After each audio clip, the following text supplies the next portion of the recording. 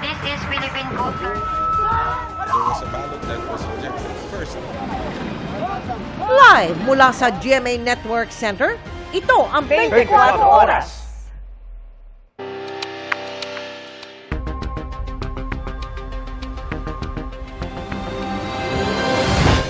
Magandang gabi po, Luzon, Visayas at Mindanao. Formal nang naghain ng patong-patong na reklamo sa Justice Department ang kaanak ng mga nawawalang sabungero laban sa negosyanteng si Atong Ang at 60 iba pa. Dawit din sa asunto ang dating aktres na si Gretchen Barreto at dating PNP NCRPO Chief Jonel Estomo. Nakatutok live si Salima Refran. Salima.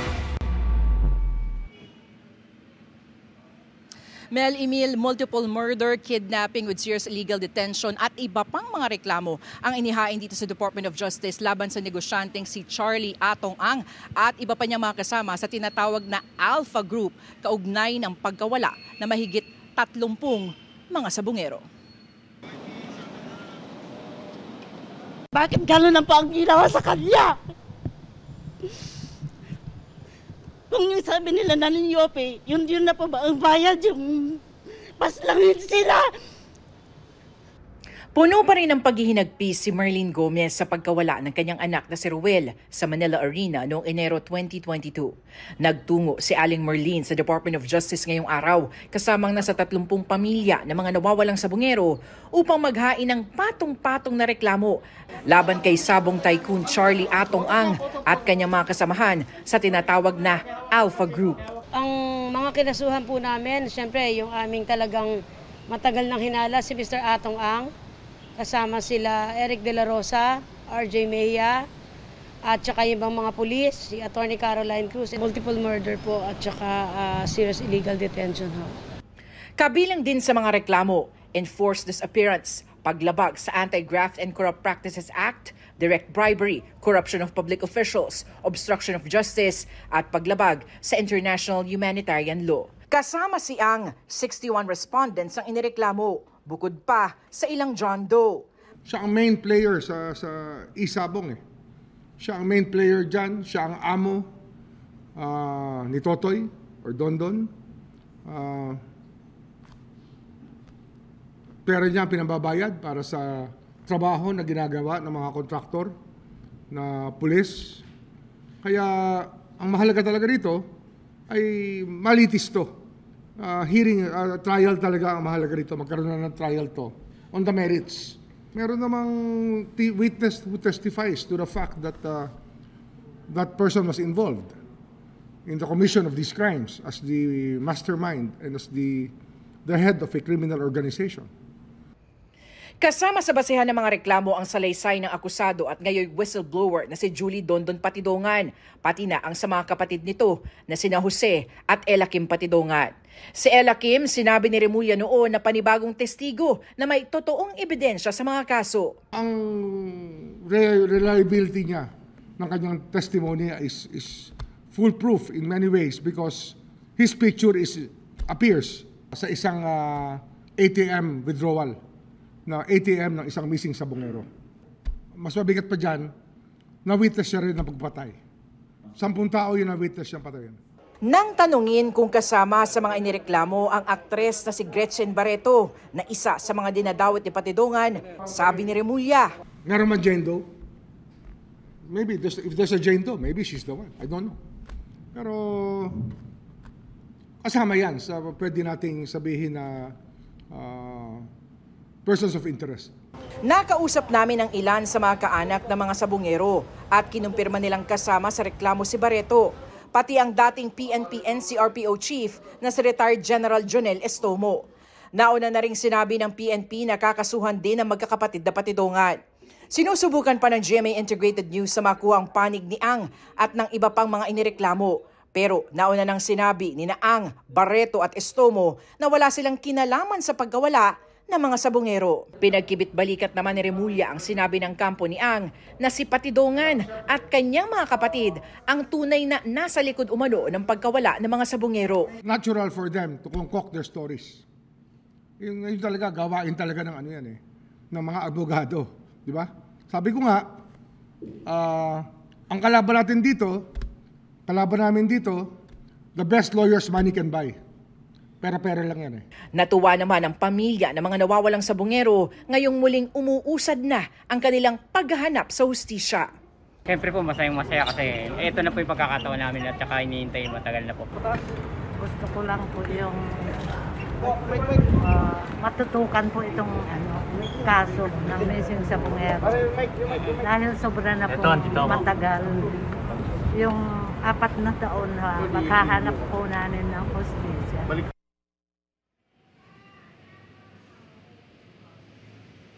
Emil, tumanggi muna ang National Prosecution Service na magbigay ng dagdag na detalye kaugnay ng mga reklamo habang dumaraan ito sa proseso ng evaluation. And muna latest mula nga dito sa Department of Justice sa Maynila. Emil. Maraming salamat, Salima Refran. 2 bangkay ang natagpuang palutang-lutang sa Marikina River. Kinuhaan na sila ng DNA sample para matukoy ang pagkakakilanlan. Nakatutok si EJ Gomez. Ilang araw matapos ang magkakasabay na dilubyong hatid ng mga bagyo at habagat, may natagpuan na namang katawan sa Marikina River. Nakadapa at palutang-lutang ang nakitang bangkay ng isang lalaki kahapon. Ayon sa mga otoridad, isang grupo ng mga mangingisda ang unang nakapansin sa palutang-lutang na katawan sa ilog. Doon so may mga na yun. Yung kantong-kanto na may mga puno, dahon ng munyog. Lumutang lang siya, nakakaganon. No? Pinagtulungang iahon ng mga tauhan ng Marikina Rescue 161 at River Parks Development Office ang bangkay. Wala raw nakitang sugat sa katawan ng lalaki ang mga otoridad. Isa siyang lalaki. Then wala siyang pantaas, naka-short pants ng black. Then short hair, medium build, 30 to 35 years old and approximately 5'4". Ang height. Walang nakitang injuries sa external sa katawan. So, probability na nalunod siya. Nitong Miyerkules ng hapon nang may natagpuan ding bangkay sa Marikina River. May pagdurugo sa kanyang mukha. Naka-shorts at wala ring suot pang itaas ang bangkay na may tattoo sa kanyang likuran. Ayon sa pulisya, walang report sa kanila na may mga nawawalang residente. Nagdaan na bagyo at yung habagat, walang reported dito sa Marikina na casualties at mga missing person. Baka galing sila sa ibang lugar at naanod. Nawagan kami na kung sino man ay ang may kamag-anak na gano'n ang description, maaaring tingnan nila. Kumuha na raw ng DNA sample ang pulisya sa mga natagpuang bangkay para matukoy ang kanilang pagkakakilanlan. Para sa GMA Integrated News, EJ Gomez, nakatutok, 24 oras. Hinahanap na ng mga otoridad ang 2 binatilyo sa Zamboanga City na nagsayaw ng hubot-hubad habang nakatuntong sa umaandar na motorsiklo. Babala po mga kapuso, huwag gagayahin ang viral na video. Nakatutok si Rafi Tima. Kakaiba ang sakay ng mga motorsiklong ito sa Zamboanga City. Hindi lang sila walang helmet. Ang 2 lalaking angkas, wala ring saplot. Sumasayaw pa habang nakatayo. Tinakpan lang nila ang kanilang mga mukha ng t-shirt. Kumalat sa social media ang video na yan hanggang nakarating na sa Zamboanga City Hall. Inatasan ng CCTV Command Center para i-backtrack ang mga kuha sa video sa Governor Cummins Avenue para mahuli ang mga sangkot na puro raw kabataan. Nakita natin dun sa nagwa-viral na may plate, nakita niyo plate number ng motor. Klaro. So, ang pulis na ang magpurso tong kaso na ito. Nakuha na raw ng Zamboanga City Police Station 11 ang pangalan ng nakarehistrong may-ari ng isa sa mga motorsiklo. Sasabahan daw ng mga kaso ang lahat ng sangkot sa insidente. Ayon sa lokal na pamahalaan, ang video ay nakuhanan habang umiiral ang curfew sa mga minor de edad mula 10 p.m. hanggang 4 a.m. May panawagan ng Office of the City Mayor sa mga barangay. Pa-reiterate namin na naman, no? Yung sa mga barangays, about itong curfew na to. Kasi dapat hanggang 10 o'clock. 10 o'clock lang, wala ng mga minors dapat sa daan. Para sa GMA Integrated News, Rafi Tima, nakatutok, 24 oras.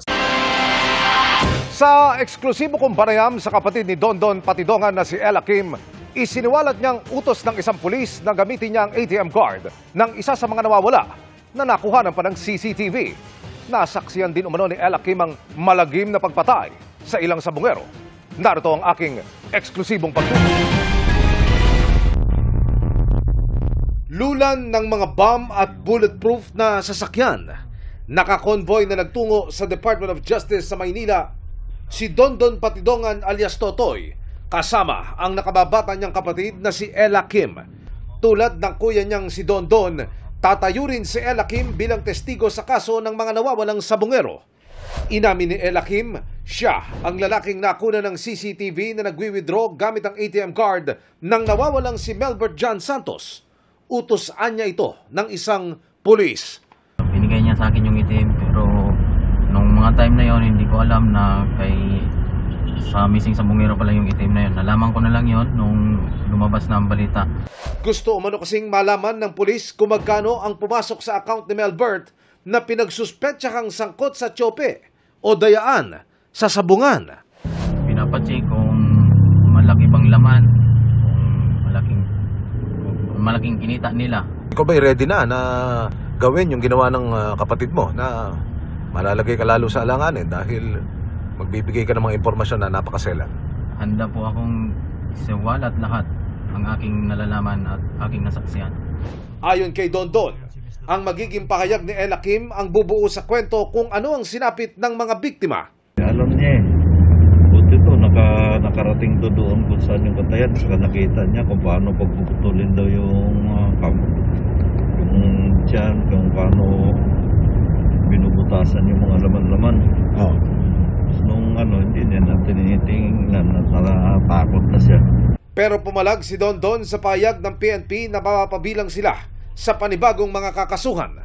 Umapela siya kay Justice Secretary Jesus Crispin Remulla na madaliin ang proseso para maisailalim siya sa Witness Protection Program. May kaso na ako, ba't kailangan pa nila ako kasuhan? Para saan? Yun ang malaking tanong ko. Kaya ngayon, kakausapin ko si Suji na pwedeng yun naman ang unahin, yung WPP ko. Tatakbo pa ng 1 taon yan bago ako malagay sa WPP. Mag-aalas 10 ng umaga, nakarating ng DOJ sa Maynila ang convoy ng magkapatid na Patidongan bago bumaba at humarap sa prosecutor. Muli niyang pinangalanan ang kanyang mga kakasuhan. 5 tong nito para major player nito sa missing sabungero. Itong si Atong Ang, Eric De La Rosa, Engineer Salazar, itong si kapatid niya, William Ang, lahat yan. Sino yung panlima? Isama ko na yan si Ma'am Gretchen Barreto. Dati nang iginit ni Ang at Barreto na wala silang kaugnayan sa pagkawala ng mga sabungero. Sinisikap naming makuhanan sila ng panibagong pahayag, pati na ang iba pang tinukoy ni Patidongan. Para sa GMA Integrated News, Emil Sumangil, nakatutok 24 oras. Tiklo sa Batangas ang lalaking nagbebenta umano ng matataas na kalibre ng armas. Tinutugis naman ang nakatakas niyang kasama. Nakatutok si Marisol Abduraman. Exclusive. Takbo. Matapos magkaabutan ng in-order ng mga baril, agad inaresto ng mga tauhan ng CIDG Batangas ang suspect na ito sa Santo Tomas, Batangas. Ikinasa ang buy-bust operation, kasunod ng natanggap na tip ng CIDG. About gun running group doon na nag-ooperate doon sa Batangas. Buy-bust operation na implement kaninang 11 AM doon sa Santo Tomas, Batangas at nahuli nga itong isang subject natin. 2 long firearms na 5.56 at isang kalibre 22 ang nakuha sa suspect. Nasa 700,000 pesos ang halaga ng mga nasabing baril na naunang in-order sa mga suspect. Pero mas marami pa umano silang in-order na posibleng tangay ng isa pang suspect na nakatakas. Ang order natin, 3 long firearms tapos may mga kasama pang short firearms. In fact, may order pa tayong granada So, we presume na doon sa nakatakas na sasakyan, which undergoing hot pursuit pa naman yung mga tropa natin. E nandun pa yung ibang order ng tropa. Hindi pa masabi ng CIDG sa ngayon kung saan galing ang mga baril na ibinibenta ng mga suspect na posible raw na kabilang sa mas malaking grupo na sangkot sa gun running. He must have a supplier, tapos syempre we'll go after din doon sa mga pinagbebenta niya. Tulad niyan, Gun for Hire Syndicate yung information na na-receive natin na pinagbebentahan.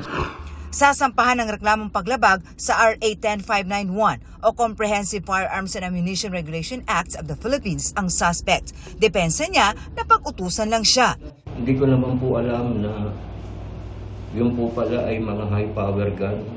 Tuloy naman ang follow-up operation sa kasama niyang nakatakas.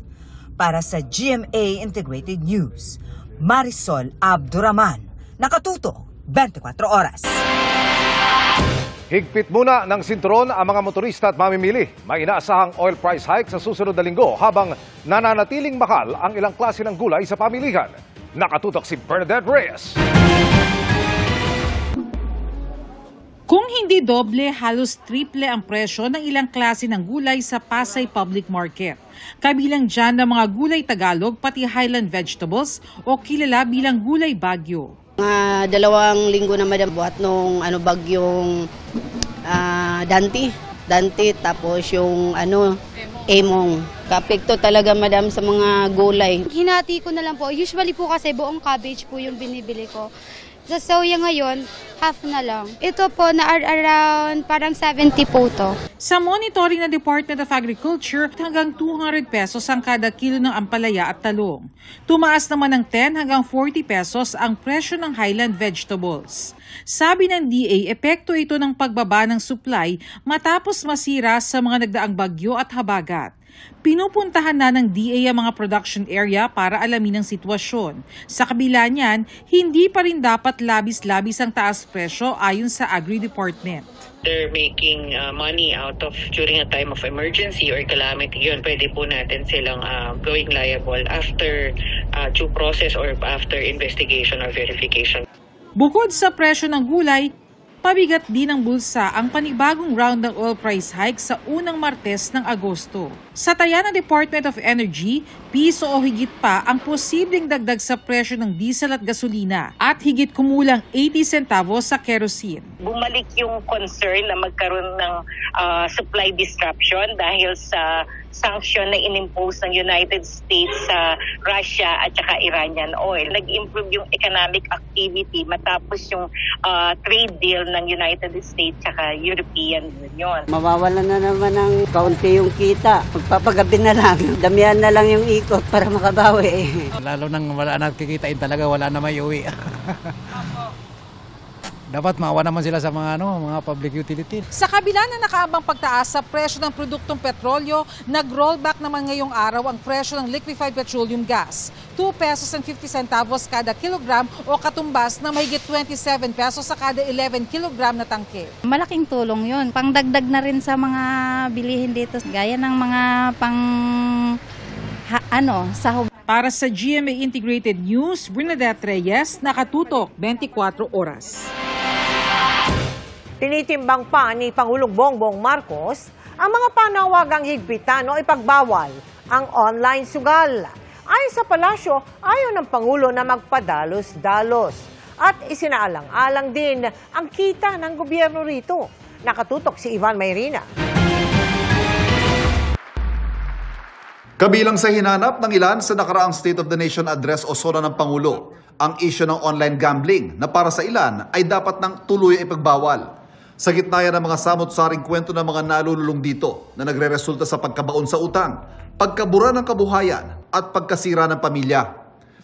Ayon sa palasyo, batid ng Pangulo mga ito, pero maingat pa itong tinitimbang. Huwag tayo masyadong magpadalos-dalos.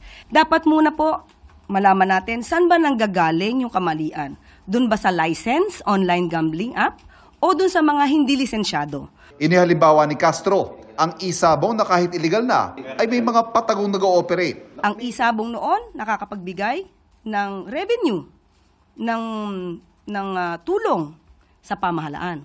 Nung tinanggal po yan, definitely wala na. Pero bakit may isabong? So sino nakikinabang sa illegal na sabong ngayon? Halos parehong argumento ng mga lisensyadong operator ng online gaming platforms sa dati nitong pahayag. Maglalaro't maglalaro rin naman anila ang mga Pinoy. Kung hindi sa lisensyadong platform na sumusunod sa regulasyon, ay sa mga illegal na sites na hindi nananagot kanino man. Ang hulian nila ang pupuntahan kung may total ban at lalong mawawala ng kontrol ang gobyerno sa mga ito. Kinikilala rin ito ng Malacanang at isa raw sa mga isinaalang-alang ng Pangulo.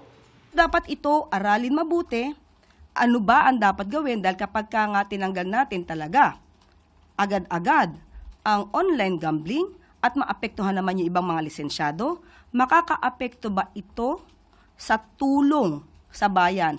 Noong nakaraang taon ay pumalo na sa mahigit 135 billion pesos ang kita ng PAGCOR sa electronic games na tawag nito sa licensed online gambling. Higit 32,000 naman ang nagtatrabaho sa mga online gaming companies ayon sa PAGCOR. Nang tanungin pagkatapos ang sona ng Pangulo, sabi ng Finance Department, The President is concerned with it. There will be additional regulation and possibly more revenues. If people do gamble, you'd rather regulate it than they go to the illegal. My understanding is 60% is illegal and 40% is legal. If you ban it, 100% will become illegal. It's a balancing act that we have to do. Yeah. Hindi bababa sa 11 panukalang inihain sa Kamara para higpitan o di kay tuloy ay pagbawal ang online gambling. Hindi naman bababa sa 8 ang katulad na panukala sa Senado. Pero pumasaman sa Kongreso, kailangan ng lagda ng Pangulo para maisabatas ito. Para sa GMA Integrated News, Ivan Mayrina, nakatutok, 24 oras. Susunod, exclusive, 20 Chino nasa kote sa condo unit na ginawa umanong scam hub. Closed van, nagliyab habang nagkakarga ng gasolina. At PBB housemate Will Ashley, mapapanood soon sa Sanggang Dikit for Real. Ano kaya ang role? Tutukan lahat ng yan sa pagbabalik ng 24 oras.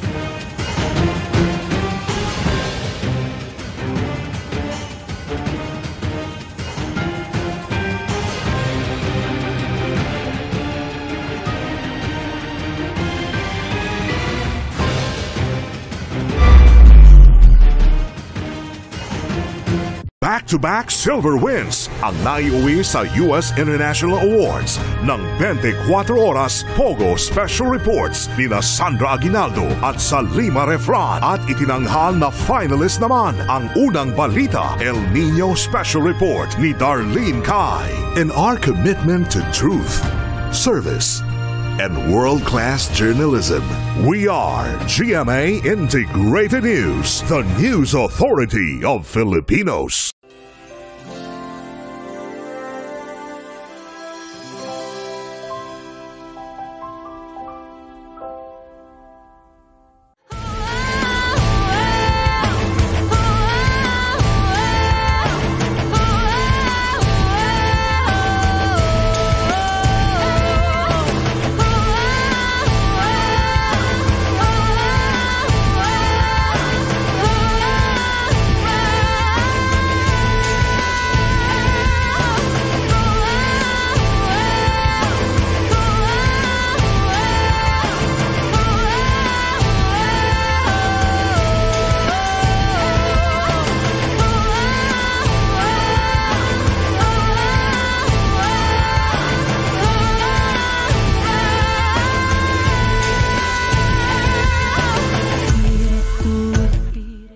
Yung Marawi Siege, lakas loob nating napasok.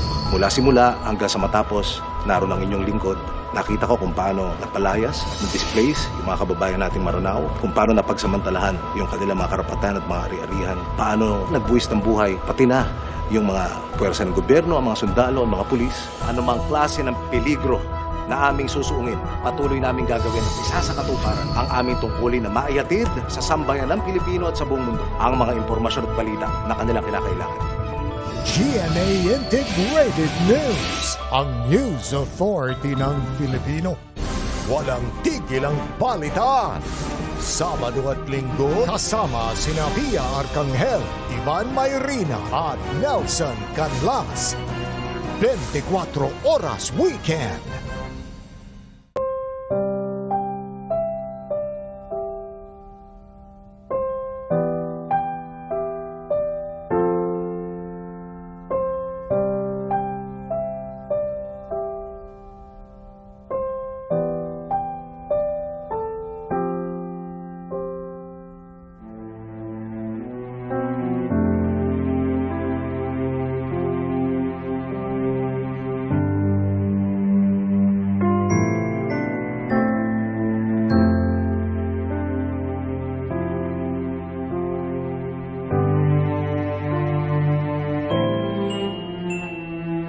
na magpapahiram po sila ng heels, binabalik ko din po. May time po na yung pinahiram po sa akin na yon, may sira na po, may lamat na po.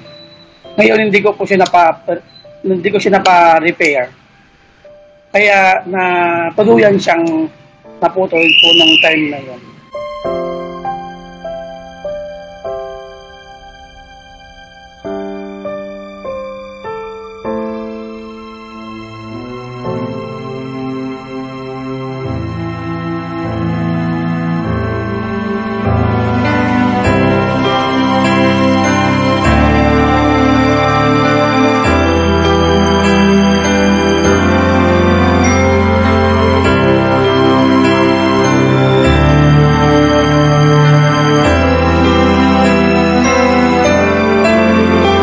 Kasi po, family broken po ako. Yung tatay ko po sa kalanin ko, hiwalay na po. Tapos talaga po, pag lumalaban po ko ng Miss A, nilalaan ko po sa tita kong bulag. May family akong bulag, may kapansanan.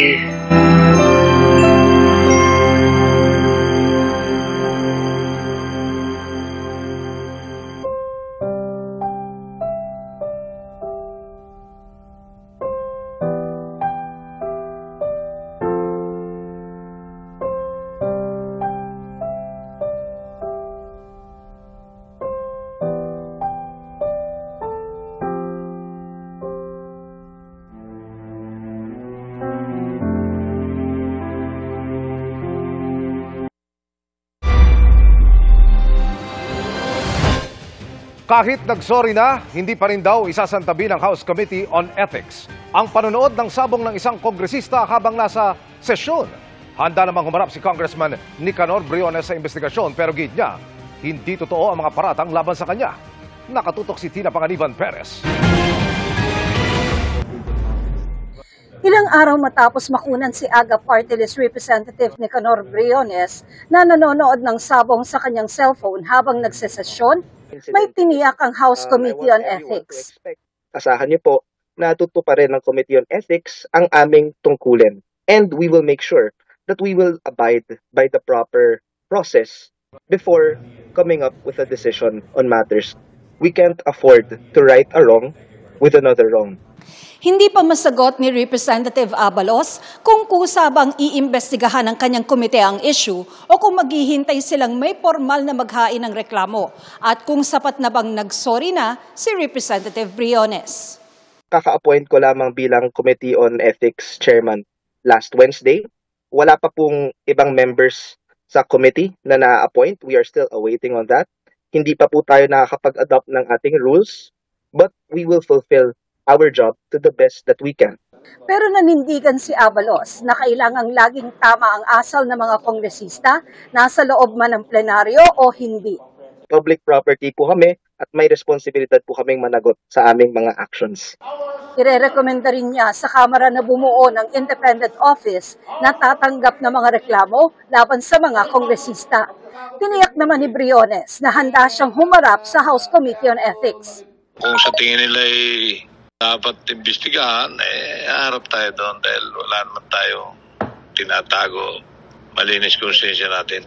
Pero nanindigan si Briones na hindi siya nag-iisabong nang makunan siya ng litrato at video. Parang hindi makatarungan. Pero wala naman ako magagawa. Dahil hindi naman totoo yung paratang sa atin na tayo nagsusugal na nagpuputuhan kay Speaker.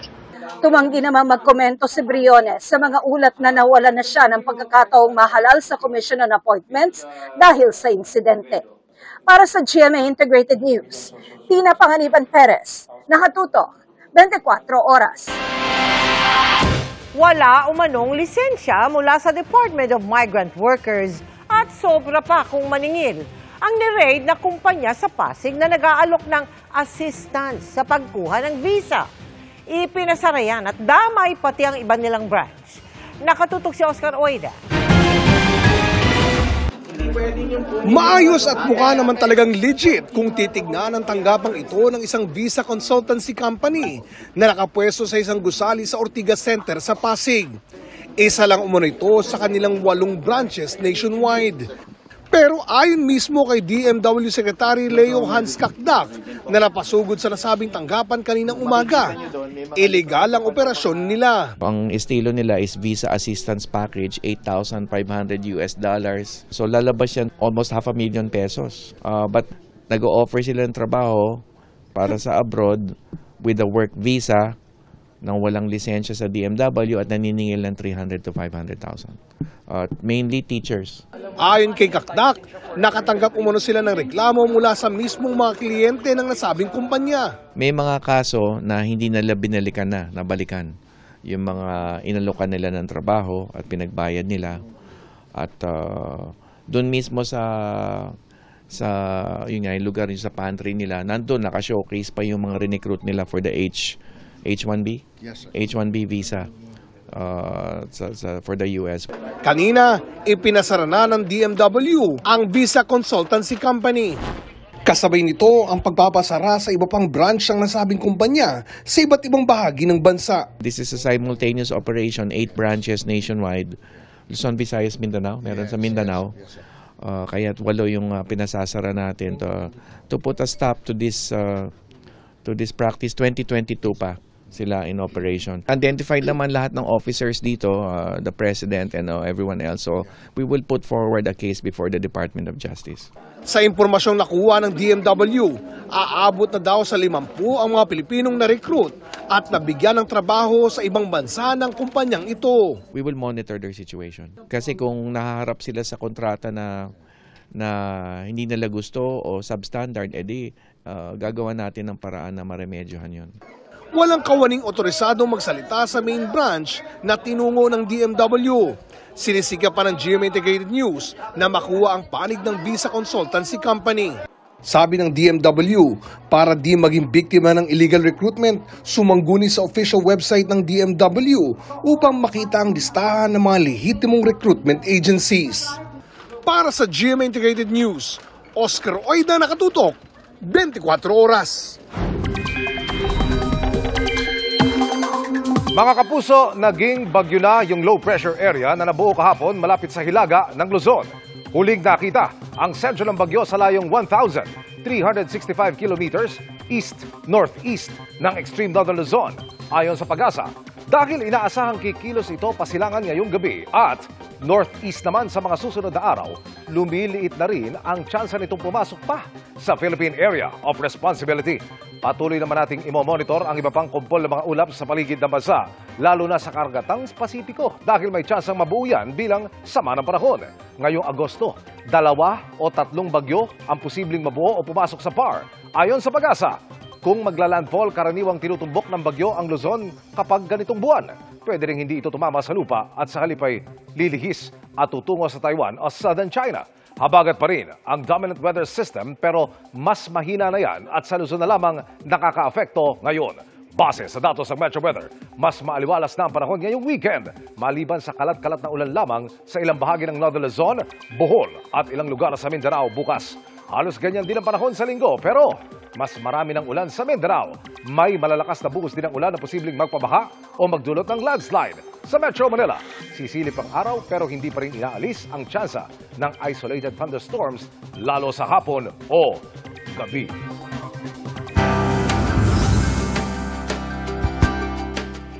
Wala na ngang maayos na masisilungan at tigil pa ang kabuhayan. Yan ang dobleng dagok na kinakaharap ng mag-asawang nakilala namin sa Bawang sa La Union matapos ang hagupit ng mga nagdaang bagyo at habagat.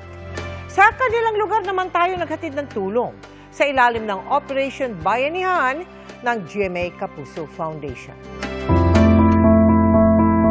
Tuwing maaalala na mag-asawang Paulo at Erlinda ang sinapit nila sa pananalasa ng bagyong Emong sa kanilang lugar sa Bawang sa La Union, hindi nila mapigilang maging emosyonal. Pinagdapa kasi ng bagyo ang kanilang bahay. Yung hangin at saka ulan, yun ang nagpabagsak. Itong bagyo lang na ito ang naranasan ko talaga, siyang nagpabagsak ng bahay ko. Nalagay pa sa peligro ang buhay ni Paulo nang matabunan siya ng bahagi ng gumuhong bahay. Andaganan yung asawa ko. Muntik na naman namatay. Dinukot ko na siya, ma'am. Inilakot. Para may masilungan, pinagtagpi-tagpi muna nila ang mga nilipad na kahoy at yero. Problema rin nila ang makakain. Hindi pa kasi sila makabalik sa pagtitinda ng isda dahil hindi pa rin makapangmalaot ang mga mangingisda roon. Ang panawagan ko lang sa kanila, kung mayroon sila may tutulong sa akin, maski anong tanggapin ko, may patayong ulang bahay ko. Kaya bilang tulong pa rin sa mga naapektuhan ng hagupit ng mga nagdaang bagyo at habagat, nagtungo sa La Union ang Operation Bayanihan ng GMA Kapuso Foundation. Handog natin ang relief goods at tinapay sa 4,000 individual sa bayan ng Bawang. Nakapagbigay rin tayo ng hygiene kit sa tulong ng ating donor. Marami po yung nasirang bahay, yung mga hanap buhay ng tao, hindi sila makapaghanap buhay dahil malakas pa din ang alon. We are very grateful po sa GMA Kapuso Foundation. Maraming salamat po, Kapuso. Nagpunta pa kayo dito na magbigay lang ng tulong ko sa amin. Sa mga nais mag-donate, maaari po kayo magdeposito sa aming mga bank account o magpadala sa Cebuana Lugolier. Pwede ring online via GCash, Shopee, Lazada, Globe Rewards at Metrobank Credit Card.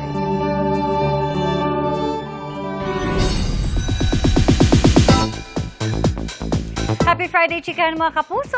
From big tasks sa bahay ni Kuya, sasabak naman sa action scenes ng GMA Prime series na Sanggang Dikit for Real si Will Ashley.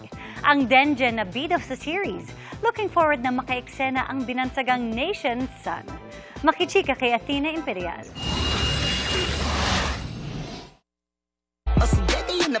Pangmalakasang face card over our FYP. Yan ang hatid ni Nation's Son Will Ashley na todo pakilig sa fans sa kanyang TikTok entries.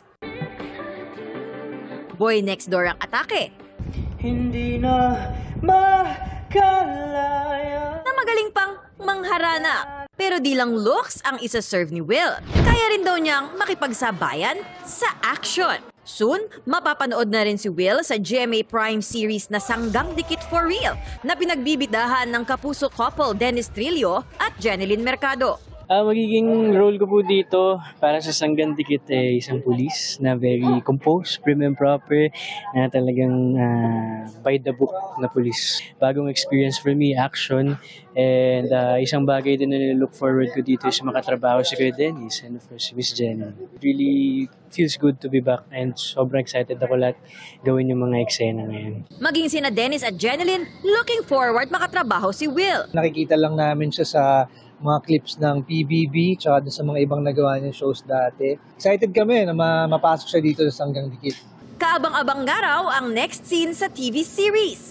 Mga sinut namin sa Dubai, sa Milan at sa Switzerland. Yun, malapit na lang mapanood yun. Excited ako dun sa mga eksenang yun. Nagpapasalamat din ang dalawa sa good feedback ng netizen sa Sanggang Dikit FR. Sana ay patuloy nilang panoorin at suportahan yung show namin. So nakakatuwa yung magagandang feedback na nababasa namin. Mas nakaka-inspire na magtrabaho pa ng... Mas galingan pa. Mas galingan pa yung pagtatrabaho namin. Mas effortan pa lahat ng mga paghihirap na ginagawa namin dito. Athena Imperial updated sa Showbiz Happenings. Tutukan! Hulikam, SUV. Sumalpok sa kasalubong na sasakyan. At parking ban sa lahat ng pampublikong kalsada sa Metro Manila. Panukala ng DILG, pabor kaya ang mga lokal na pamahalaan? Yan at iba pang mga balita sa pagbabalik ng 24 Oras.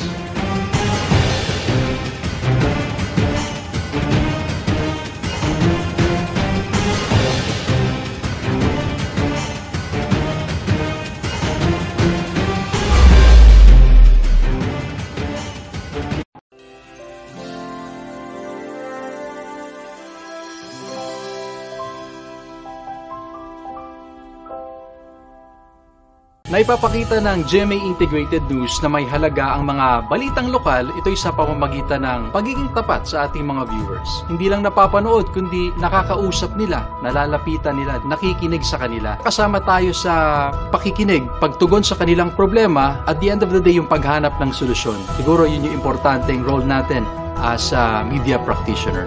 GMA Integrated News, ang news authority ng Filipino. Sa panahon ng disinformation, pinanindigan ang panatang labanan ang fake news. Kaakibat ang halos 60 partner organizations kasama ang mga eskwelahang dumalo sa GMA Masterclass Election Series. Pinarangalan ang GMA Integrated News ng Asia Pacific Broadcasting Plus Awards sa kategoryang Multi-Platform Campaign Para sa mas malaking misyon at mas malawak na paglilingkod sa bayan. Maraming salamat, mga kapuso.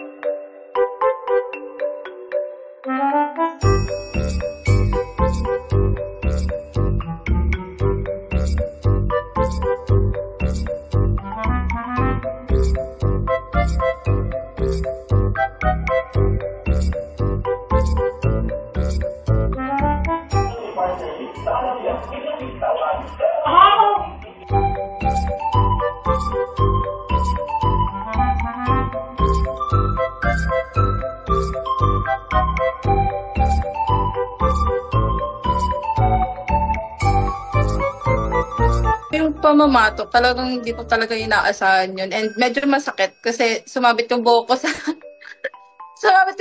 kuko niya. So, kaya yung reaction ko din dun sa video, talagang parang aray ha, parang di ka naman ginugutom ha, ba't ka naman namamatok?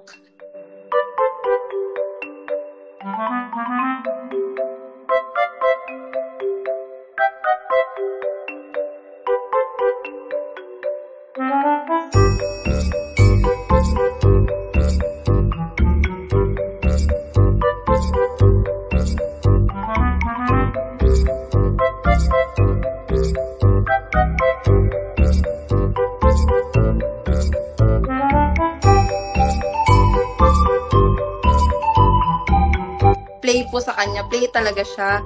Like super, gaslaw niya, talagang destructive kung destructive. Talagang pag nag-play sila ng isa kong dog, tapos nagtatakbuhan sila, wala silang paki sa mga matatamaan nila.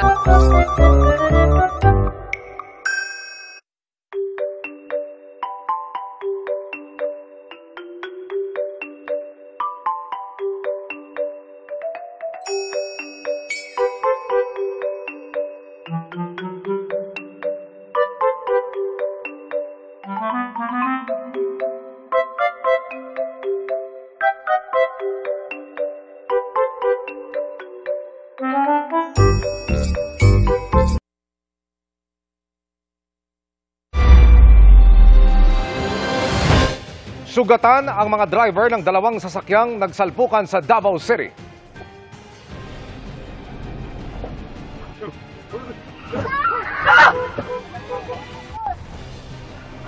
Nakunan sa dashcam ang aktwal na pagbangga ng SUV sa kasalubong na commercial van. Nasa outer lane ng unang SUV pero pagdating sa bahagi ng tulay, tumama ang harapang gulong nito sa gutter. Doon na nawala ng kontrol ang driver hanggang mapunta sa kabilang linya ng kalsada. Agad namang respondihan ng dalawang driver na parehong isinugod sa ospital.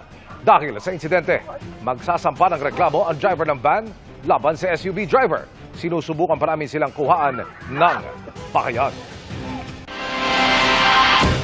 Halos buong araw na no parking sa lahat ng pampublikong kalsada sa Metro Manila. Yan po ang panukala ng Department of the Interior and Local Government. Pero mismong mga mayor may agam-agam. Nakatutok si Joseph Moro. Sakal na ang Metro Manila. Mahigit 3.2 milyong sasakyan ang nagsisiksikan sa mga kalsada araw-araw ayon sa MMDA. Noong isang taon lamang, 0.5 milyong mga sasakyan ang nadagdag dyan ayon sa Department of Interior and Local Government o DILG. Milyong-milyong mga sasakyan na halos wala nang madaanan. Kaya gusto ng DILG ipagbawal ang parking sa lahat ng mga pampublikong kalye sa Metro Manila mula alas 5 ng madaling araw hanggang alas 10 ng gabi. Kabilang dyan ang mga maliliit na kalsada o tertiary roads na mga maliliit na kalsada sa mga syudad. Damay pati yung mga nakapark sa kalsada sa tapat ng kanilang bahay dahil walang parking ang may-ari. But it's a private car on a public street. So we will now designate them as no parking zones, especially in the streets which affect Metro Manila traffic. Panukala naman ng MMDA tuwing rush hour na lamang ang bano tuwing alas 7 hanggang alas 10 sa umaga at alas 5 hanggang alas 8 sa gabi. Sa naging final decision ng Supreme Court sa PEJUDAP case, binibigay po sa MMDA yung absolute authority to control traffic, which will include traffic ordinances and yung pong parking ordinances po ng mga LGUs. Hati ang mga nakausap namin sa parking ban. Pag sinabing bawal, nor even a bike cannot park. Para may disiplina. Wala na po kaming mapaparkingan yan. Inilatag ito ng DILG sa mga mayor sa pulong nito sa Metro Manila Council at MMDA. Pero kahit sila may agam-agam. It may not be feasible kasi yung ibang mga kalye, hindi naman talaga dinadaanan. Bakit mo ibaba ng parking doon? Sapagkat pwedeng yun ang maging alternative parking areas eh. Hindi pwedeng isang blanket parking ban. Gusto ng ilang mga lokal na pamahalaan na kilalanin pa rin ng DILG yung kanilang mga lokal na ordinansa na pumapayag sa parking sa ilang mga maliliit na mga pampublikong kalsada. Pinapayagan halimbawa sa ilang mga barangay ang pagpark sa ilang maliliit na kalsada at ang parking sa kalye sa may mga establishmento. It's within the power of the local government to determine alin sa mga kalye namin ang dapat absolutely no parking, alin sa mga kalye ang pwedeng one-side parking, alin sa mga kalye ang pwedeng paradahan halimbawa sa gabi. Merong mga commercial establishments, mga restaurants, no? Wala rin napaparadahan yung mga customers sila, yung mga patrons sila.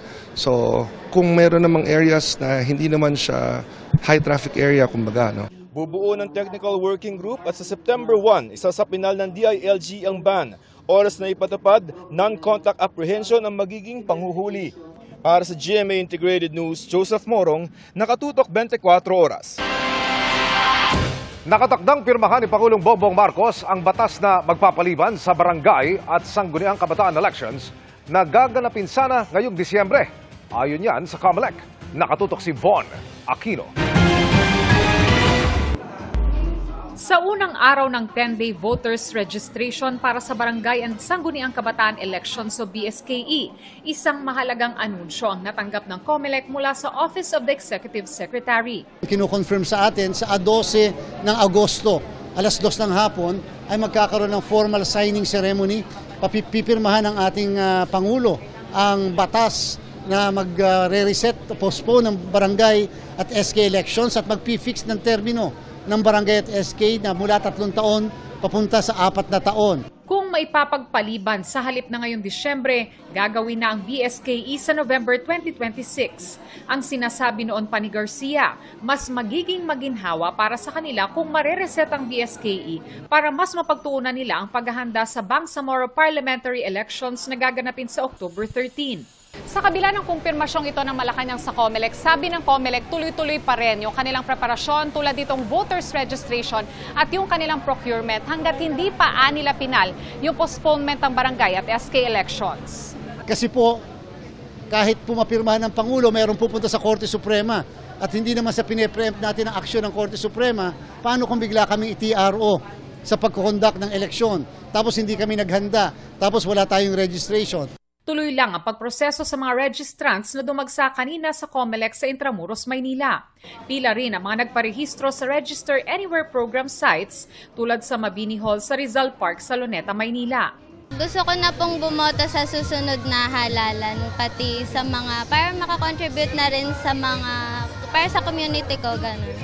Ang Register Anywhere Anytime hanggang August 7 lang, samantalang ang regular registration sa mga local COMELEC naman ay hanggang August 10. Bukas ang voters registration simula 8 a.m. hanggang 5 p.m. Lunes hanggang Linggo. Inaasahan ng COMELEC na posibleng umabot sa 100 million na magiging registered voters para sa BSKE. Para sa GMA Integrated News, Von Aquino, nakatutok 24 oras.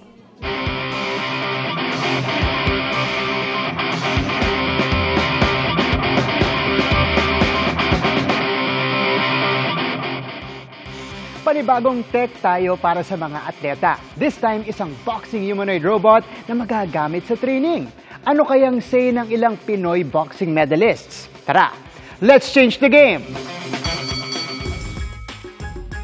Strength, stamina, speed. Yan daw ang pinakamahalaga sa contact sport na boxing. Nasubukan ko yan mismo nang sumalang ako sa ring with Pinoy boxer Nesty Petesio last year. Pwede. 1, 2. Galing na. Pwede, malakas o. 1, 2. Alerto. 1, 2. Sabi ko sa'yo. Okay, yan. Muntik ka doon. Kita nyo? Si Nesty ang unang Pilipinang nagwagi ng Olympic medal sa boxing after bagging the silver medal in the 2020 Tokyo Olympics. Bronze naman ang inuwi niya sa muling pagsabak sa Paris 2024 Olympics. Hindi ganun kadaling magka-medal po talaga sa Olympics. Sobrang blessed ko na.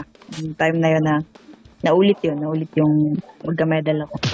With medals and experience under Nesty's belt, ano kaya ang masasabi niya sa humanoid robot na si Nadia? Isa itong boxing robot na dinevelop ng Institute for Human and Machine Cognition sa University of West Florida sa United States. Boxing obviously requires the robot to move pretty fast and also requires a lot of power for it to seem real. Because of this, we think it was a pretty great test of the new arms where, power and speed were real objectives in their design. Nakaka-amaze po, nakakabilib na may ganong technology na po ngayon. Teleoperated via virtual reality control si Nadia na may potential ding magamit sa disaster response. What we're really looking towards is making robots that can start doing some of the dangerous tasks that we currently rely on people to do. Things like bomb disposal, nuclear cleanup, disaster response. Hindi naman siya gagawin or hindi naman siya mabubuo kung wala pong malaking tulong na may bibigay po sa amin. Nakaka-excite nga po nakaka-excite siya. Kahit ang boksingero 2020 Tokyo Olympic bronze medalist na si Yumir Marshall, impressed kay Nadia. Sa tingin ko, malaking tulong din yun ngayon, especially itong panahon na science at boxing pinagsama na. We have done some basic tests doing actions like curls. And we actually were able to see that the robot can do something like curl about 6 kilograms pretty much for forever without overheating the motor or overrunning the gearbox. There you have it mga kapuso, a game-changing innovation na makakatulong sa ating mga boksingero. Para sa GMA Integrated News, ako si Martin Javier, changing the game! Tutukan! Sunog sa gasolinahan sa Caloocan. Driver na nagkakarga ng plastic drum nalapnos. Ang higante at hebigat na insektong yan, saan nadiskubre? Kuya Kim, ano na? Alamin sa pagbabalik ng 24 oras.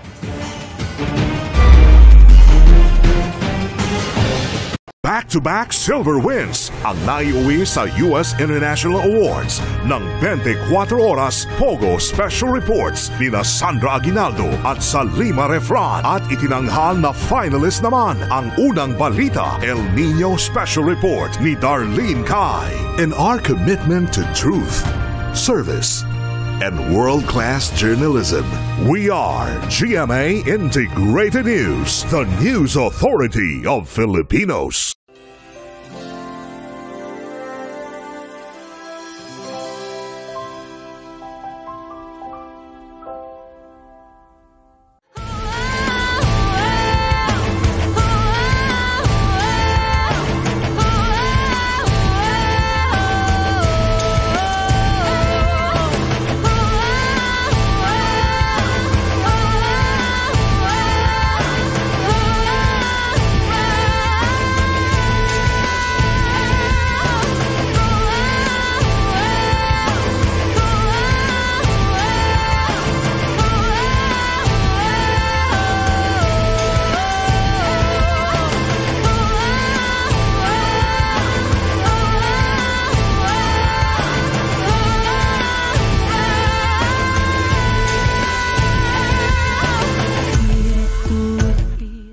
Isip tighatod og balita sa pagpakita sa kalampusan o pagpaminaw sa mga istorya sa matag usa. Diha mi makatabang nga mahimong maayo o maisa ang komunidad. GMA Integrated News, ang news authority ng Filipino.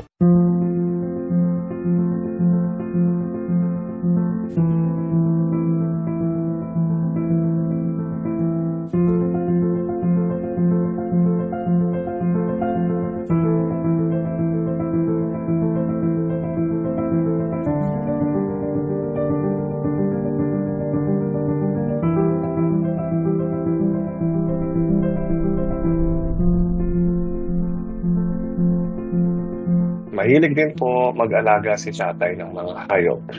Tulad po ng mga kambing, mga manok, at ganoon din po, mga aso po.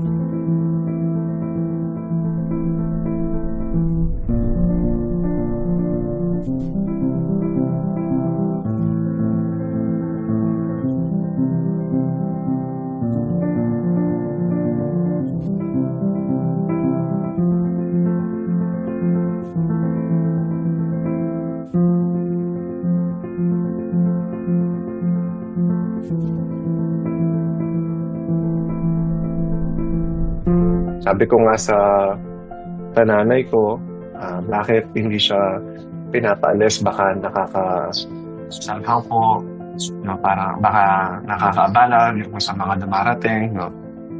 Kasi nakastay po talaga siya sa ilalim. Sabi nila, ilang beses na daw pinaalis, pero ayaw pa rin.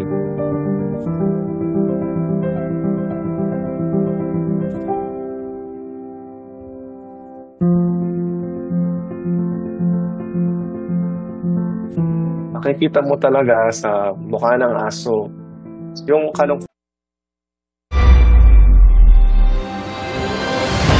Nalapnos ang driver ng isang closed van matapos itong biglang magliyab habang nagpapakarga ng gasolina sa Caloocan. Nakatutok si Rafi Tima. Pilit pang binubugahan ng fire extinguisher ng isang empleyado ang nasusunog na closed van na ito sa isang gasolinahan sa Caloocan. Pero lalo pang nagliyab ang apoy.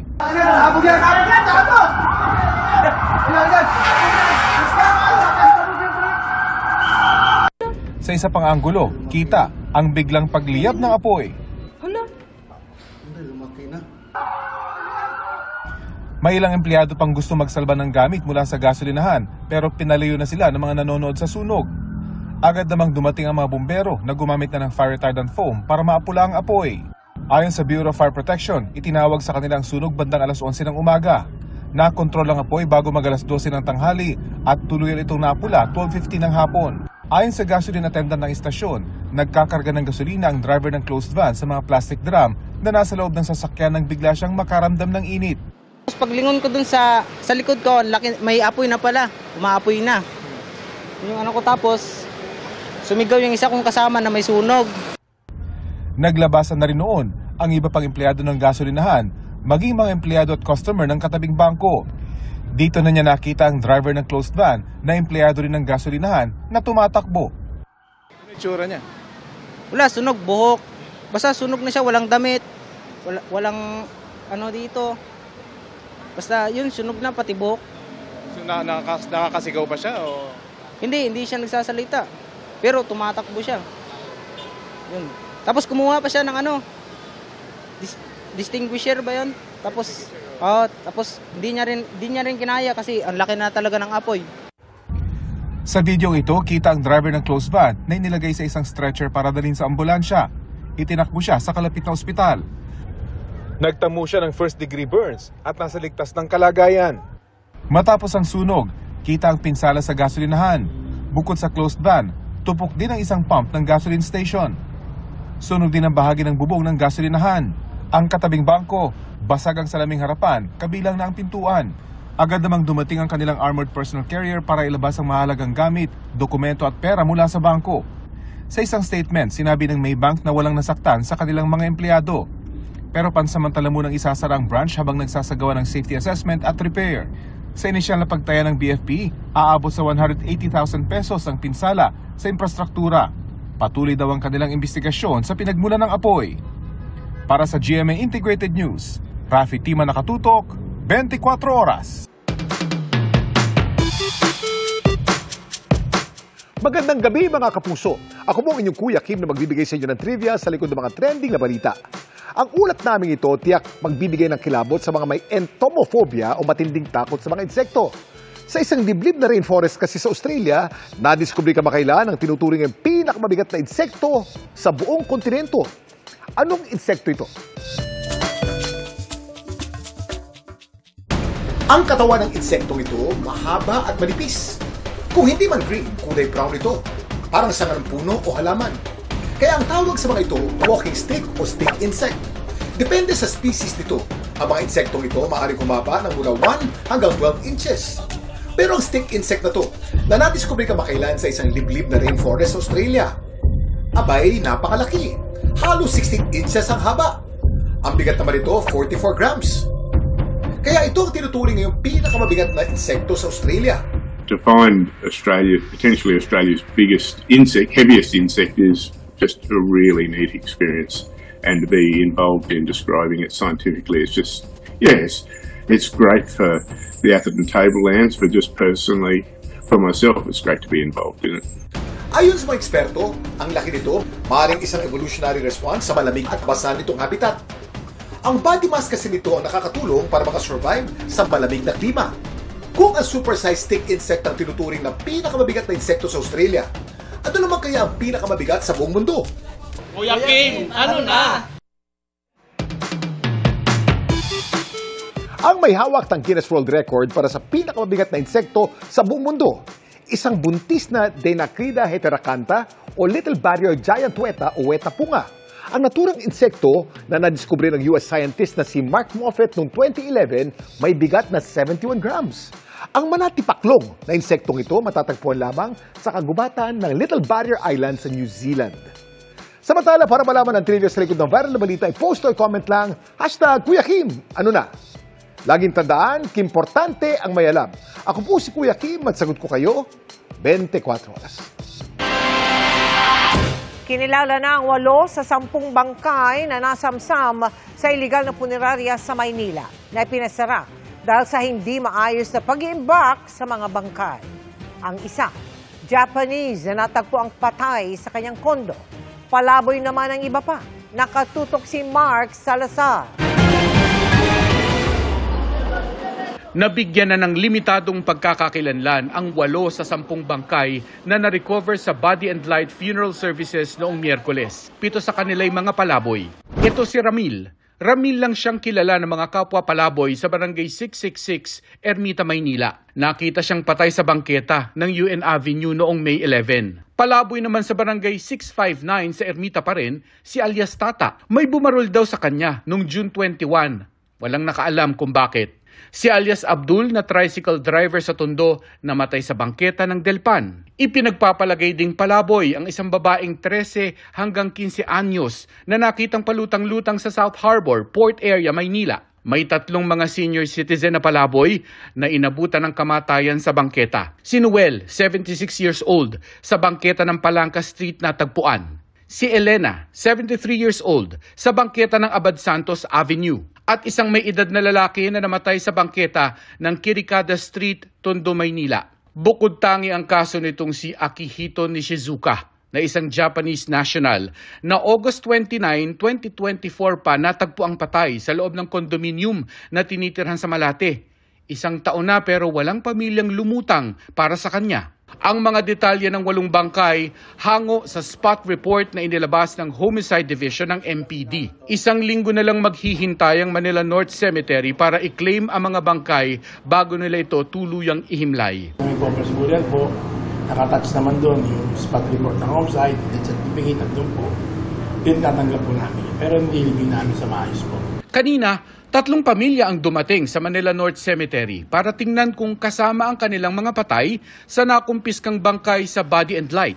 Hindi pa natutubos ng pamilya ang katawan ni Blanquita Santos dahil hindi pa bayad ang 45,000 na funeral fee sa Body and Light. May utang pa rin ang pamilya ni Lawrence Lorica at si Romnick Camos na kulang-kulang 100,000 pa ang utang sa punerarya. May 8 body pa po tayo dun, wala po dun. Pinapunta ko na po sa Manila City. Sabi ko, doon po mag-blatter para nasagad. Nire-repair na po namin sa city legal namin ngayon. yung mga problema po. Siguro sila, may ladder po sila ngayon, tapos tatawagan po sila ng City Legal. Sinusubukan nating makipag-ugnayan sa Body and Light pero hindi pa sila nagbibigay ng pahayag. Sa gitna ng naglalabasang kwento ng mga bangkay na pinagdamutan ng dignidad dahil walang perang pampunerarya, ipinaalala ng DSWD na merong burial assistance na hanggang 50,000 pesos para sa mga walang-wala. Simula 2023 hanggang June ngayong taon, nakapagpalamay at libing na raw sila ng libre para sa 517,000 na nasawi. Ang pinapasubmit natin, yung funeral contract, of course yung death certificate, valid ID, and then meron din yung certification from the hospital. And then ini-interview kasi yan ng ating mga social workers. Para sa mga palaboy, barangay certificate lang na nagsasabing palaboy sila ay sapat na para mabigyan ng disenteng libing. Mayroong higit 700 DSWD accredited funeral parlor sa buong bansa na katuwang sa pagbibigay ng libreng funeral services. Pwedeng ma-cancel or ma-revoke yung aming pong agreement with them kapag merong pong mga kapabayaan o may mga report na naiparating sa DSWD na hindi maayos na serbisyo doon po sa ating mga kliyente. Para sa GMA Integrated News, Mark Salazar, nakatutok 24 oras.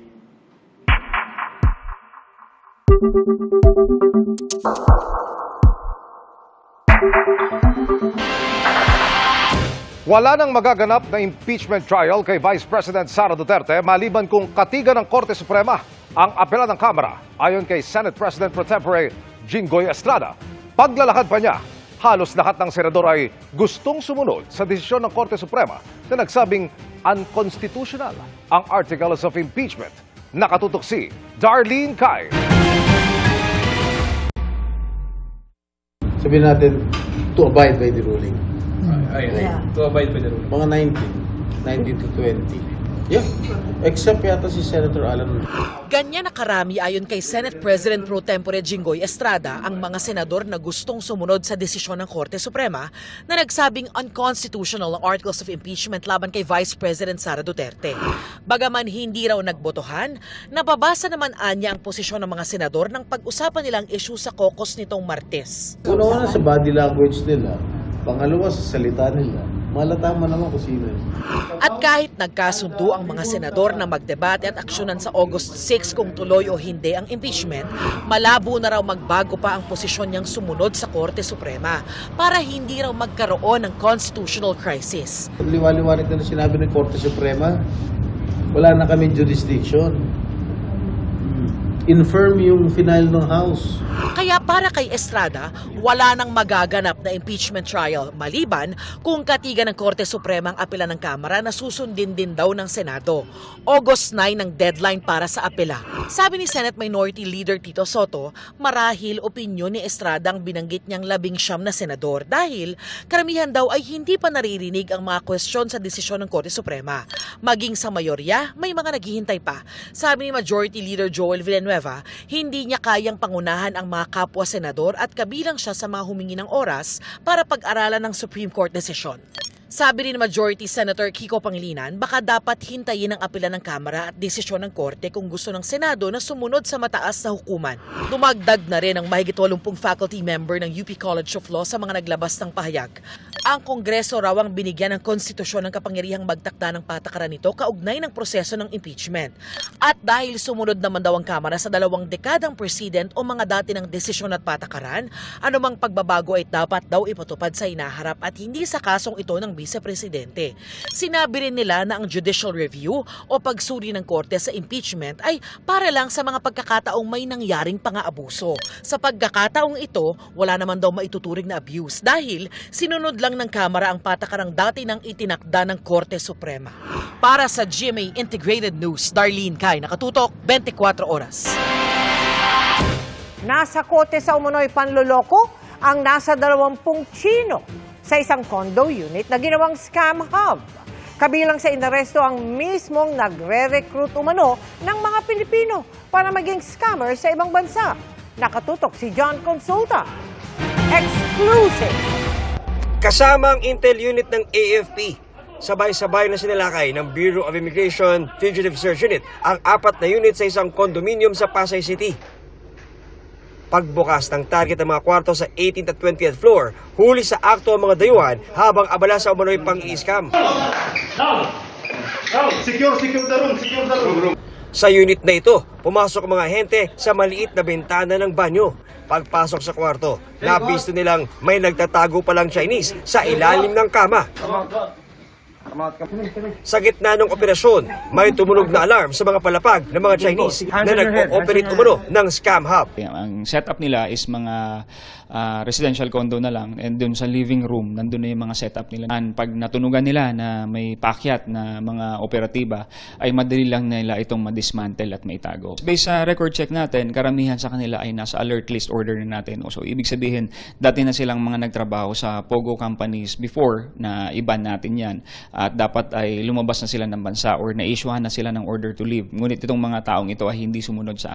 Pero bukod sa scam hub, may nahuli silang high-profile target na dayuhan na nasa likod umano ng pag-recruit ng mga Pilipino papunta sa ibang bansa para maging scammers. Usually, ang sinasabi nilang papasukan na trabaho ay sa mga BPO or as a call center agent. So, yun ang pagkakaalam ng ating mga kababayan at papangakuan din sila ng malaking sweldo. So, yun, i-assist din sila, tutulungan sila na makalusot sa airport. Doon pa lang medyo red flag na yun pag sinabi sa kanila na tourist visa lamang yung kanilang gagamitin. Sa kabuuan, 20 Chinese nationals ang naaresto sa operasyon habang inaalam na ang ibang kasabwat sa pag-recruit ng ating mga kababayan para magtrabaho sa mga mas malalaking scam hub sa ibang bansa. So ito pong 20 na katao na ito nag-undergo po ngayon ng investigation. Katulong po ang ating foreign counterpart. Para sa GMA Integrated News, John Consulta, nakatutok 24 oras. Up next, PBB Big Winner Duo Mika Salamanca at Brent Manalo. Tuloy ba ang date bukas sa GMA Gala? Non-stop ang pagtutok dito lang sa 24 oras.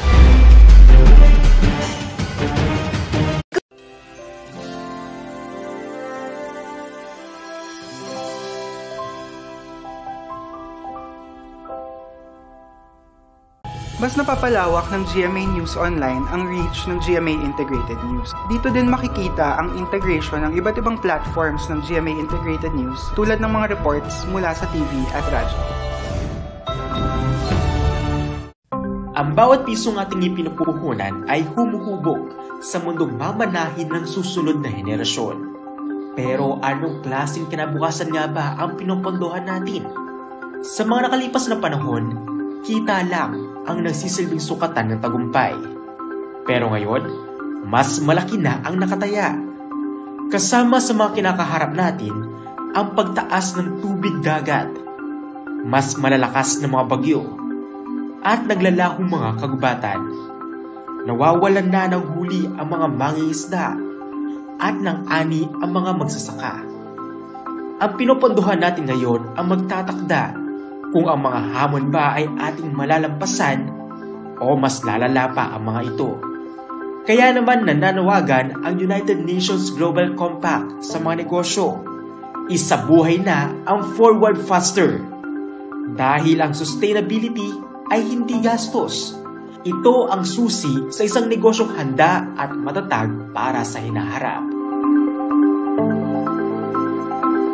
Ang Forward Faster Initiative ng UN Global Compact ay nanghihikayat sa mga kumpanya na iayon ang kanilang mga financial strategy sa Sustainable Development Goals sa pamamagitan ng pagtatakda sa mga sumusunod na target.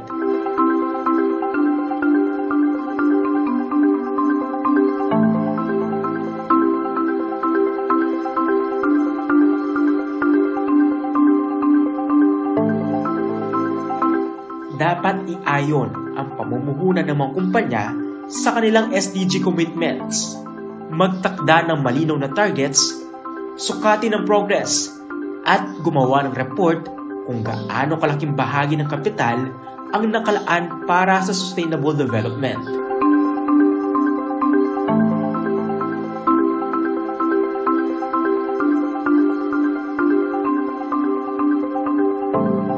Bumuo ng financing strategy na mag-uugnay ng financial performance sa sustainability impact. Subaybayan at i-report kung gaano kalaki ang pondo na may konkretong benepisyo para sa tao at kalikasan. Ang finance na nakahanay sa isang layunin ay nagiging instrumento para magkaroon ng pangmatagalang kabuluhan ang isang kumpanya. Handa nang manguna ang mga negosyong Pilipino sa pamamagitan. Tinapala na ang mga lubak sa ilang kalsada kasunod ng mga sumbong kaugnay niyan na iniulat natin dito sa 24 oras. Pero sa iba, meron pa. Kaya hindi pa rin express dumaan sa ilang expressway at ibang highway. Nakatutok si Mariz Umali. Expressway na naturingan pero bako-bako? Kaya ang mga sasakyang bumabagtas dito sa South Luzon Expressway, imbis na saktong tulin at tuloy-tuloy lang sana ang maging takbo, eto't pilit na iniiwasan ang lubak-lubak na bahagi ng kalsada. Ang karamihan, pansamantalang niremedyohan. Pero pag nadaanan, ramdam pa rin ang lubak dahil hindi pantay-pantay. Bumagal din ang daloy ng trapiko sa SLEX southbound dahil sa inaayos na lane sa bahagi ng isang gasoline station sa Canlubang. Lubak-lubak na kalsada rin ang sanhi ng pagkaperwisyo ng mga motoristang bumabagtas sa kahabaan ng DRT Highway sa bahagi ng Barangay Tangos, Baliwag City sa Bulacan. Dati na raw sira-sira ang mga bahagi ng nasabing kalsada na pinalala pa ng sunod-sunod na pag-uulan at ng mas malaking volume ng mga sasakyan dito na dumaraan dahil sa kinukumpuning Baliwag flyover. Kaya mga motorista umaangal na. Mahirap pag lubak-lubak eh. Lalong lumala. Nagagaan lang ka. Paano? Punta ng bayan. Dapat nga sana maayos po itong kalsada dito. Nung last season, di ako nakapabili dahil laging matubig. Mas lalo po dumami yung lubak sa... Siyempre, madaling po dumadaan malalaking sakyan. Tapos yung baha pa, ano? Mas dagdag po ba yung baha? Sa Metro Manila may mga kalsada ring lubak-lubak. Pero nang balikan namin ang ilan sa mga ito ngayong araw, kapansin-pansing na remedyohan na. Dito po sa bahaging ito ng Commonwealth Avenue papuntang Fairview, mapapansin nyong magkaiba yung kulay ng kalsada. Yung first 3 lanes banda roon, na aspaltohan na. Habang yung 3 lanes banda rito, wala pang aspalto. At kapansin-pansin din, yung mga patsi-patsing maitim na kulay sa kalsada, na mula pa sa lumang aspalto. Sa kabilang lane na papuntang Quezon Memorial Circle, kompleto na ang pag-aaspalto sa kalsada. Maayos na rin ang mga bahagi ng kalsadang nadaanan namin sa Quirino, Rojas Boulevard at Araneta Avenue. Nauna nang sinabi ni DPWH Secretary Manuel Bonoan na humihiling na sila ng pondo para sa pagpapagawa ng mga kalsada sa buong bansa. We are now in the process of requesting for the quick response fund na. I hope that within the week we should be able to get it and allocate some of the funds actually, not only in Region 3 but in other areas, kahit dito sa Metro Manila and yung other regions actually na affected by the typhoons and the habagat. Para sa GMA Integrated News, Mariz Umali, Nakatutok, 24 Oras. Talaga namang blessed sa kanyang birthday month si Kapuso Primetime King Ding Dong Dantes, lalo kung dami ng racket ang pag-uusapan. Busy siya for preps for The Voice Kids Philippines, plus may special episodes ang 2 ibang programa. May chika si Aubrey Carampel. Isang fun birthday episode for Kapuso Primetime King and Family Feud host Ding Dong Dantes ang napanood kanina sa top-rating Kapuso Family Game Show. In advance ang celebration ni Dong, who is turning 45 tomorrow. As a treat, mga kaibigan ni Dong ang naglaro, kabilang sina Senator Bam Aquino, Iza Calzado, Angelo De Leon at Randy Ortiz. Ito mga bisita natin, matagal ko na talaga kinukumbinsing sumali kasi siyempre pa sa pag-birthday episode, I can request for my friends to play.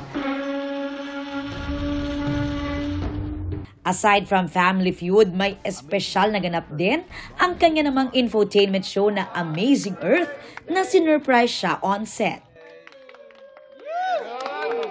Sa kanyang birthday month, nagse-celebrate ang show ng kanilang 7th anniversary. Magkakaroon ng 3-part anniversary special ang Amazing Earth simula mamaya.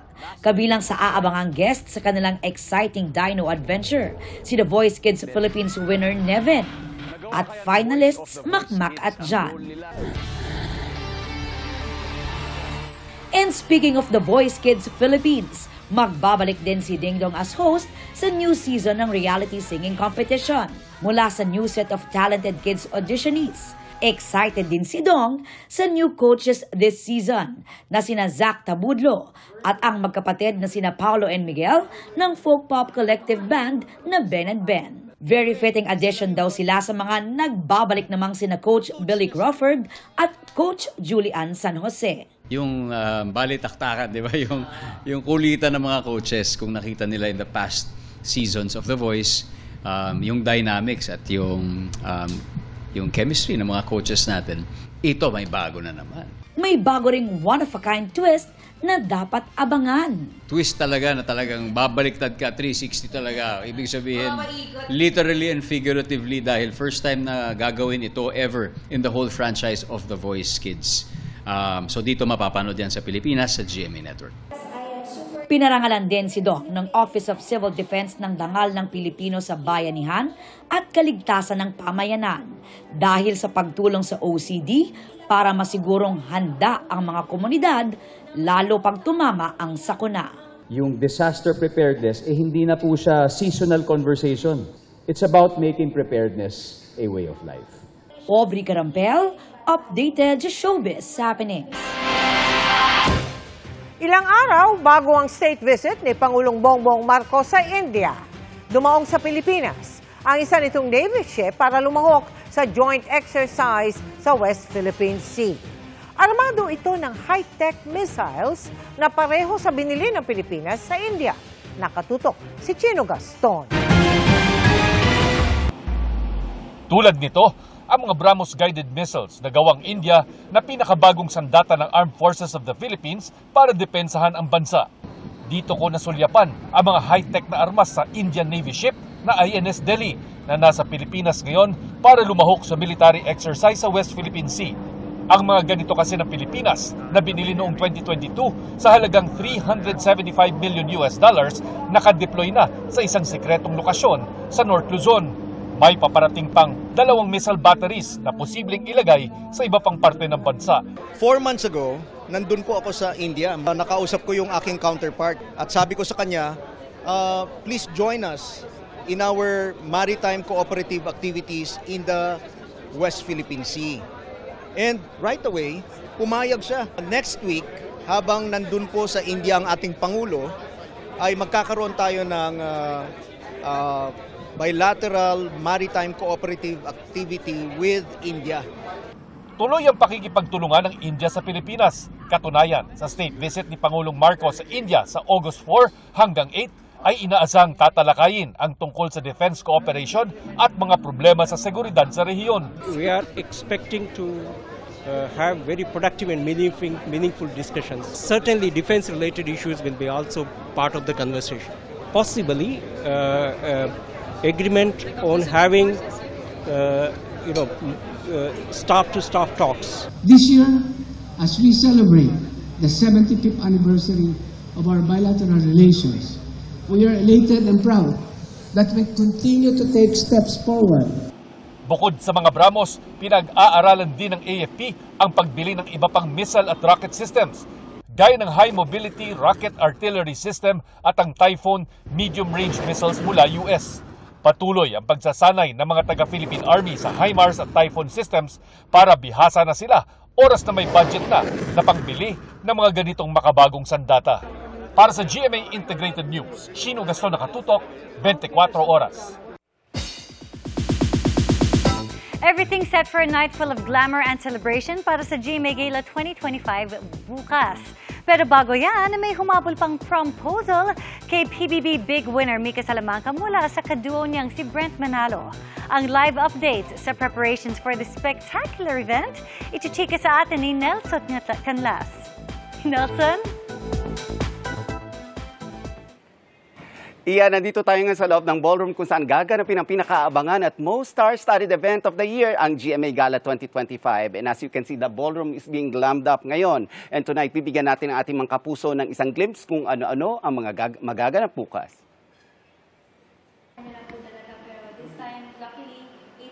Kung nitong Lunes lang, hindi pa sure kung makakadalo sa GMA Gala 2025 si Pinoy Big Brother Celebrity Collab Edition Big Winner, Brent Manalo. Today ay super sure na. Ang kanyang date, ang kaduo at kapwa Big Winner na si Nika Salamanca. Naplinex ang special bouquet with Black Gala invite. Hirit ni Nika sa kanyang FB post, "Pag-iisipan ko." Comment naman ni Brent, "Nag-oo ka na, di ba?" Si PBB third place Big Winner Charlie Fleming naman, nag-post on whose design she will be wearing. No less than Mac Tumangs. Excited at getting ready na rin ang Sparkle Sweethearts na sina Sofia Pablo at Allen Ansay para bukas. Kailangan talaga para makita yung ganda ng gown. Manipis ka talaga. Manipis na yan? Papanipis. Mga 16, then joke lang. The past few months talaga, di ba, strict ako sa diet ko. Pero lately, medyo hindi. Medyo ine-enjoy ko para, kumbaga, mas fresh tingnan. Hindi naman pahuhuli si Shari ng Beauty Empire dahil from real to real, bit-bit ni Kailin Alcantara ang pagiging fashionista. May pasilip na siya sa isang GMA pre-gala look. Dito naman sa Manila Marriott Hotel, mabusisi mula planning hanggang execution. Katuwang ng GMA, ang pinakamagagaling sa industriya ng events design at production na umabot ng ilang buwan para maihatid ang pinakamaningning na selebrasyon ngayong taon. Ang red carpet at venue, obra ni award-winning events designer Gideon Hermosa. Ang background ng red carpet ngayong taon, earth tones at silver, na contrast sa color theme ng gala na dark hues. Hindi rin matatawaran ang mga kinuhang prime directors para sa GMA Gala 2025. Si Encantadia Chronicle Sangre overall visual director Rico Gutierrez ang tututok sa red carpet special program. Habang ang isa sa stars on the floor director na si Paolo Valenciano ang sa grand ballroom program. Ang programa sinigurong magiging entertaining at emotional. Dito unang ipapalabas ang 75th year station ID ng Kapuso Network. Simple ang magiging programa at isa sa mga highlight nito, ang 30-piece Manila Philharmonic Orchestra at Madrigal Singers. We promise that it will be an elevated gala. Kakaiba yung papakita nating mga presentations during the gala and basta, since this is the 75th year, nagle-level up tayo for this very, very important celebration. Inaasahang mahigit 1,000 ang darating na guest na sa GMA Gala 2025 na binubuo ng mga GMA officers, celebrities, partners at mga VIP. Sa mga kapuso natin na ayaw ma-FOMO, abangan ang live stream ng red carpet ng GMA Gala 2025 na magsisimula ng alas 5:30 ng hapon at mapapanood ito sa GMA, Sparkle, FB, TikTok at YouTube accounts. Balik sa iyo, Iya. Maraming salamat, Nelson Canlas. See you tomorrow. And that ends our week-long chikahan. Ako po si Iya Arellano. Happy weekend, mga kapuso. Miss Mel, Neil. Salamat sa iyo, Iya. Happy weekend, Iya. At yan ang mga balita ngayong Biyernes. Ako po si Mel Tiangco para sa mas malaking misyon. Para sa mas malawak na paglilingkod sa bayan, ako po si Emil Sumangil. Mula sa GMA Integrated News, ang News Authority ng Pilipino. Nakatuto kami 24 oras.